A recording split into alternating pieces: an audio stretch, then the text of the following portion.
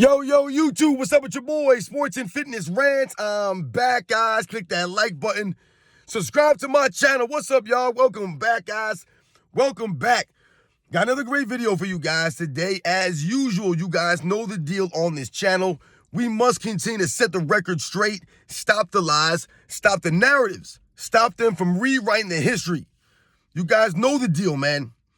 And in this video, we're going to talk about, LeBron James and, Michael Jordan and the LeBron James fans, man. And, this idea that, they feel that because Michael Jordan never lost in the NBA Finals, that means that he didn't play anybody, that the competition that he went against was weak, right? This is how they use the excuses for LeBron James, right? They'll say that his competition was so fierce, so stiff, that of course, how could he win?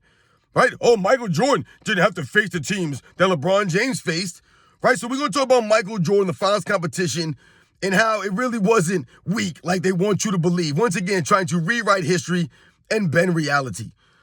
And I want to thank you guys, man, everyone across the world, everyone across the states that's been supporting my channel. Once again, guys, I am truly, truly humbled by all the support, guys. It means a lot, for real, man. Much respect to all the true basketball fans out there.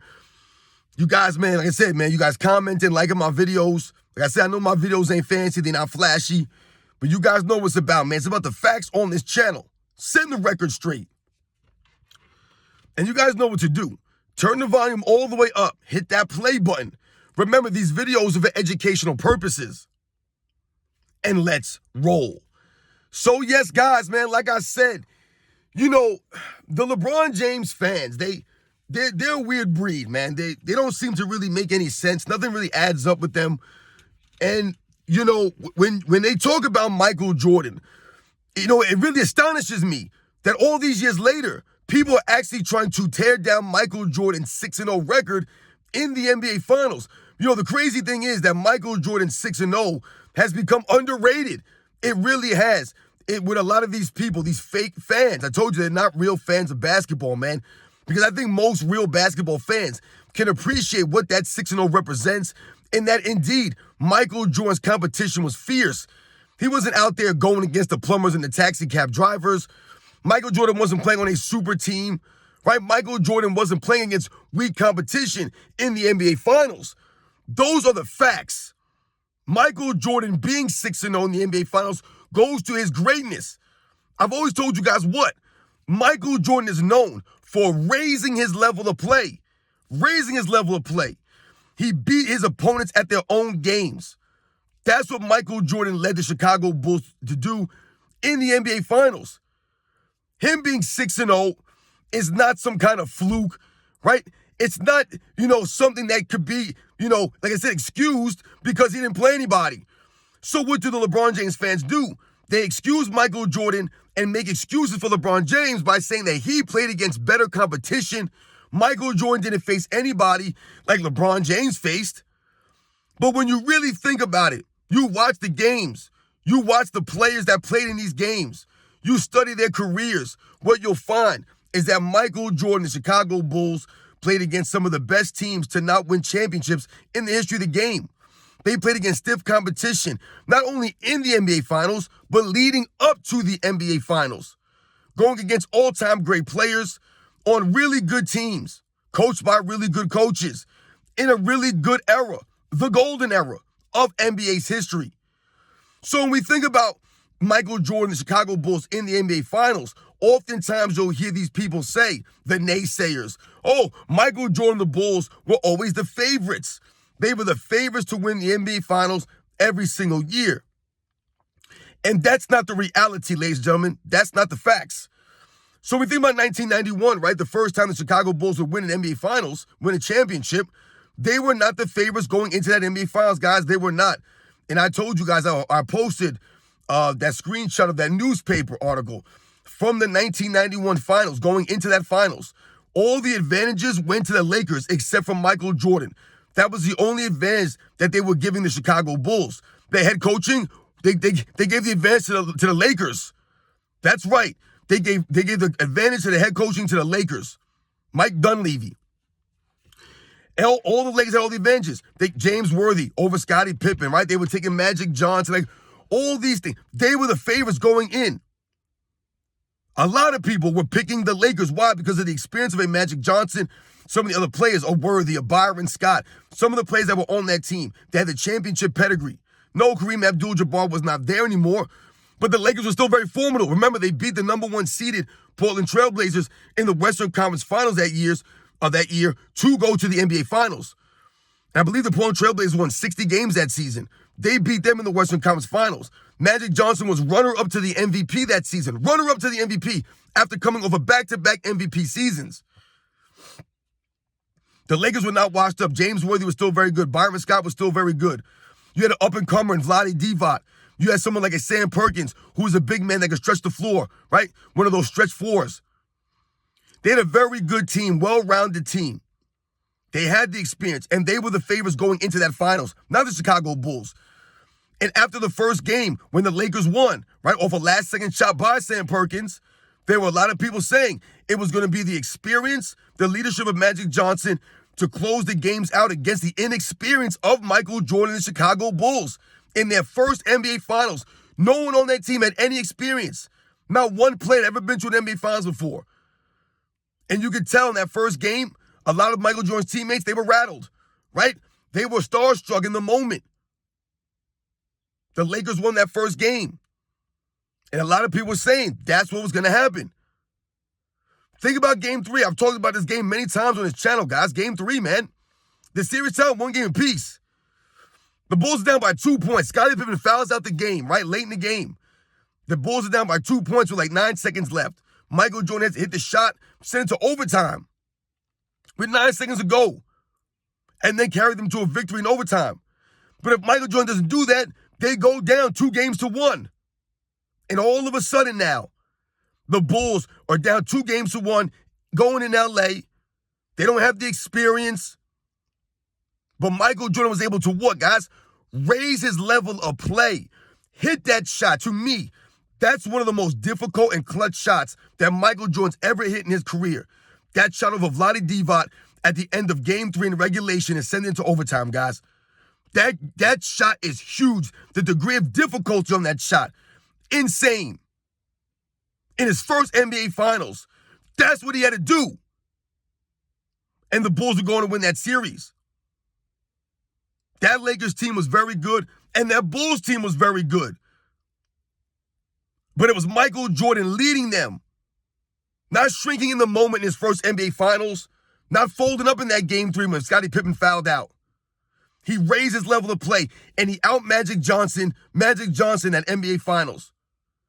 Right? Averaging over 11 assists a game, over 30 points a game. No one's done it since. We think about 1992, the NBA Finals. Once again, a lot of people have you believe the Chicago Bulls were a superior team. They were always the better team, always the favorite. They played nobody in the NBA Finals. The 1992 Portland Trailblazers were a very good team. They were a deep team, very deep team. When you think about the time that they had together, also made them formidable. They played several seasons together, the Portland Trailblazers team. Terry Porter, Clyde Drexler, for several seasons, developing that chemistry. Right, that cohesion. Guys like Jerome Kersey, Kevin Duckworth, Buck Williams, Danny Ainge. They were a very formidable team. Cliff Robinson, a young Cliff Robinson. The Portland Trailblazers were deep, man. 7, 8, 9 guys they're bringing in. Mark Bryant. But people will tell you the Chicago Bulls were a way better team than the Portland Trailblazers. It was Michael Jordan. Let's not forget, guys, that series was tied 2 games apiece. Right? 2 games apiece in Portland for a Game 5. Right? And Michael Jordan, what did he score? 42 that game? Whatever it was, 44, whatever it was. He had in that Game 5, leading the Chicago Bulls to a 3-2 advantage. That could have easily been the Bulls' loss in Portland. But it was Michael Jordan raising his level of play in an important Game 5 with the series tied to bring it back to Chicago with the 3-2 lead. That's Michael Jordan, guys, raising his level of play. That wasn't the Bulls being so much better than the Portland Trailblazers. Those games were close, man. Even Game 6, the Bulls were losing. Michael Jordan coming through, closing the game out, leading the Bulls, galvanizing his teammates, right? Helping them help him. We all know about the shrug, the three-point barrage in Game 1. Michael Jordan out Clyde Drexler, right? Everyone's saying, oh, well, Clyde Drexler a better three-point shooter than Michael Jordan going into that series. And then Michael Jordan basically saying, listen, I choose not to shoot threes. It's not that I can't shoot them. I choose not to. I can do whatever I want out here. I can make it rain out here. That's what he was saying. The Bulls are not always just going to win. The finals is easy. You guys remember in that finals, Michael Jordan rolled his ankle. I don't remember what game it was. If it was Game 4, one of those games, Michael Jordan rolled his ankle coming down for jump shot. He stepped on one of the cameraman's feet. Rolled his ankle in that. There were no excuses. Michael Jordan didn't come to the post-game press conference in a boot, in a wheelchair, crying and moaning about something. No, man. He went out there and he performed. He got it done. He represented. He raised his level of play. No excuses for Michael Jordan out there. Those are the facts, guys. Even we think about 1993. Same thing. The Phoenix Suns were formidable, man. They were a tough team. A tough team. Charles Barkley was having an outstanding season. The MVP that year. Galvanizing the Phoenix Suns. Leading Kevin Johnson. Tom Chambers. Dan Marley. Danny Ainge. Richard Dumas. Oliver Miller. Mark West. That's a deep team. Tom Chambers is a really good player, man. These guys were savvy veterans with experience, with skills. They played, man. Kevin Johnson should be in the Hall of Fame.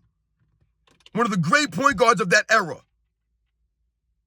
We all know Charles Barkley was doing out there. The heart, the grit, the hustle of a Dan Marley, Thunder Dan. And there goes that man, Danny Ainge again. Danny Ainge is a winner. A straight winner. He was on those Boston Celtic teams in the mid-'80s to late 80s. Right? He won a couple times with them. Then he goes to Portland in 92. They go to the finals. Then he goes to Phoenix Suns in 93. They go to the finals. He was always there battling against Michael Jordan. He was a formidable competitor, man. The Phoenix Suns were the #1 offensive team that season. Remember, they were the team of destiny going into that finals. Remember, Charles Barkley said that God said that they were going to win the finals. That's what Charles Barkley was saying. Remember, everybody said they were the team of destiny, guys. Yes, the Bulls may have been the favorite. They were the 2 back-to-back champion Bulls. But a lot of people were rooting for the Phoenix Suns. And they were a great team. And what did Michael Jordan have to do in that NBA Finals to beat them? Average 41 points a game. 41 points a game. The highest points per game in an NBA Finals history. The Phoenix Suns and the Chicago Bulls scored the same, identical amount of points, guys, in that NBA Finals. The identical amount of points, guys. That's how close it was. The difference being Michael Jordan's 41 points per game. Raising his level of play at the end of those games. Leading his team. Galvanizing these guys. Remember, in that finals also, Michael Jordan had the sore wrist. You see him with the wrist strap on throughout most of those playoffs in those finals. Right? The sprained wrist. No excuse for Michael Jordan. This is why he struggled from the free throw line a little bit. In those finals, you'll notice, I believe he shot 69% from the free throw line in those finals. No excuse for Michael Jordan. He's went out there and did his thing. Raising his level of play. They could have easily lost that finals. Easily lost. Charles Barkley was playing out of his mind. Kevin Johnson was playing. Dan Marley was good. Danny Ainge was out there. Richard Dumas was hustling. Tom Chambers. They were a formidable team, man. It was Michael Jordan. Him raising his play, not folding up, not having a bad series, not being so-so. If Michael Jordan averages 35 points a game, which would be superior, which would be amazing, they lose. They literally lose that, guys. Think about that. Think about it. That's what it took to beat the Phoenix Suns. That's how high-powered they were. Michael Jordan didn't play against anybody. What are we talking about here? If Michael Jordan's competition wasn't fierce, then no one's was. Don't tell me that Michael Jordan didn't face nobody like the Golden State Warriors. Get the hell out of here with that nonsense. LeBron James ain't faced Charles Barkley. He ain't facing MVP Charles Barkley. People want to talk about, LeBron James went against Tim Duncan. He went against Tim Duncan. Yeah, in 07, and he got swept out of there. And he averaged like 6 turnovers a game. He didn't raise his level of play. He got schooled by Tony Parker. When the rest of his teammates shut Tim Duncan down and held him down, here was LeBron James averaging 22 points a game. If Michael Jordan averaged 22 points a game in any one of his finals, the Chicago Bulls lose. All right? Don't get it twisted, man. Ain't the same. When LeBron James went against old man Duncan, that's when he finally won, but he was on his super team. Michael Jordan never played no super team. He raised his teammates up around him. He galvanized them. He led them on both sides of the ball, in the huddles, right? In the locker room. That's Michael Jordan in practice. It didn't matter where they were. On the bus, on the plane, always the leader. Think about 1996, guys. The Seattle SuperSonics. Y'all gonna tell me that wasn't a good team? That wasn't one of the best teams of the 90s?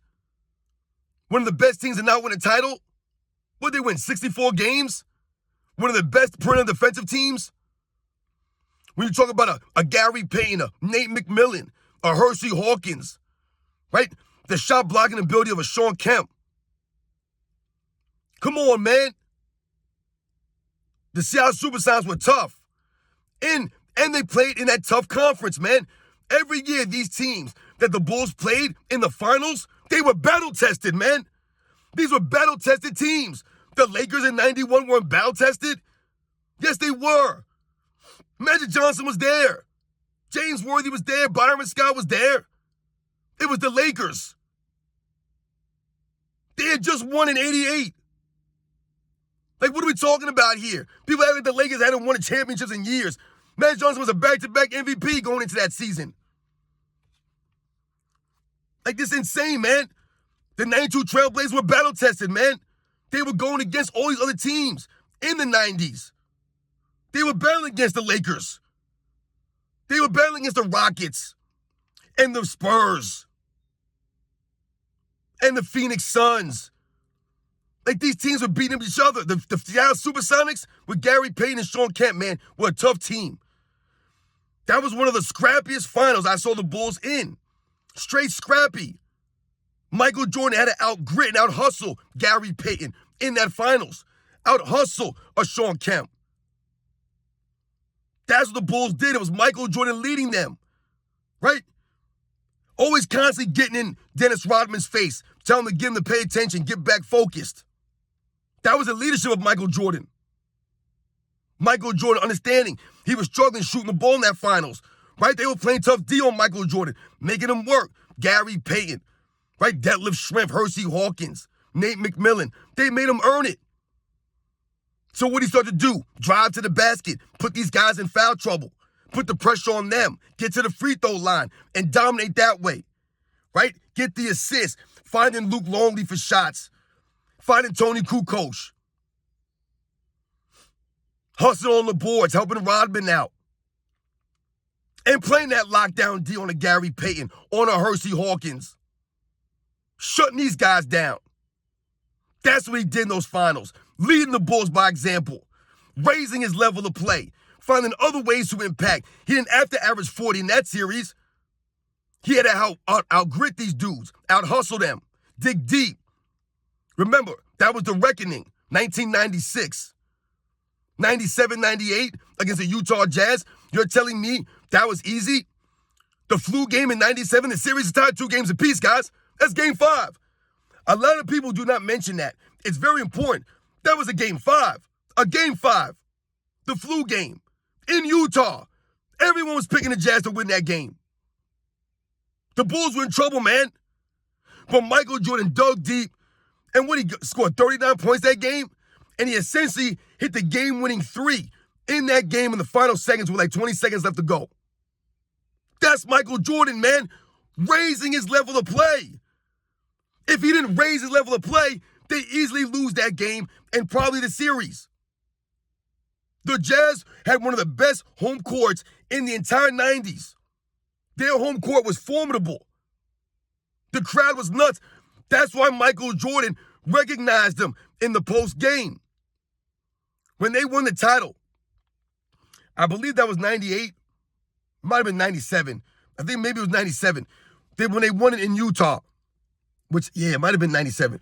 But one of those things, man, he recognized and shouted out the Utah Jazz crowd, man, for how tough they were to play there.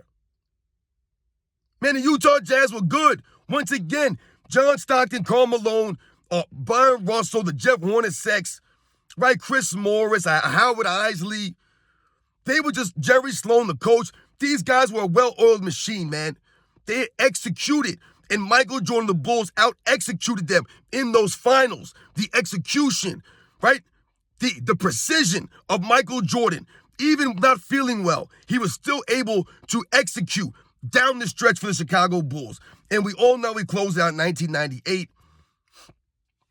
Guys, the Chicago Bulls played against great teams, man, that were together. Teams, Stockton and Malone, one of the greatest tandems in the history of the game.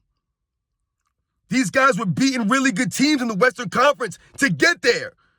They had to beat the full all-star Lakers. Kobe, Shaq, Eddie Jones, Nick Van Exel. 2 years in a row, they beat the Lakers in the playoffs. They had to go against Hakeem's Rockets with Clyde Drexler, Charles Barkley. Right? They beat them. They beat the Seattle SuperSonics with Gary Payton and Sean Kemp. Right? They were battling against David Robinson Spurs with Sean Elliott. They were battling against these teams. Right? Clyde Drexler's Portland Trailblazers. Right? In them early years. So the Utah Jazz earned it, man. The Chicago Bulls, when you hear LeBron James fans try to knock Michael Jordan as if he didn't ever play nobody because he never lost, he didn't lose because he raised his game. He raised up to another level where these other all-time greats, they couldn't get to. And that's not a knock on them. That's Michael Jordan. That's what we're always talking about. That's why he's 6-0. He didn't lollygag through the NBA Finals. He didn't get bailed out by somebody else. Scottie Pippen didn't win a Finals MVP for a reason. It was Michael Jordan. He was always the X factor. He was the guy who came through. 91, 92, 93, 96, 97, 98. Think about every Finals, guys. Michael Jordan raising his level of play. Not saying his teammates didn't do nothing, man. They were there. Right? They helped Michael Jordan. But it was Michael Jordan who, once again, always raised up. He never folded up on the Bulls. He never left Scottie Pippen hanging. He didn't foul out of a game late like Scottie Pippen did in 91. He never fouled out and left Pippen there. Jordan was there doing his thing, man. You guys know the deal. Don't listen to these fools when they try to tear down Michael Jordan's legacy by saying he didn't play anybody. Excuse his greatness by saying he didn't play anybody. Make it seem like, and I didn't even talk about the teams that Michael Jordan and the Bulls played going into the finals, right? I didn't even mention any of those teams, like the New York Knicks, right? Or the Detroit Pistons, or the Cleveland Cavaliers, the Philadelphia Sixers with Charles Barkley, right? Dominique Wilkins Hawks. I haven't mentioned these teams. Reggie Miller's Pacers. These are tough teams just to get to the finals. You guys know the deal, man. Michael Jordan's 6-0 for a reason. Because he raised his level of play. He didn't fold up. He was always there giving the effort. Always found a way to impact the game, even if it wasn't scoring. Right? Allowing his teammates to help him. Leading them by example. You guys know the deal, man. I'll catch you guys on the next one.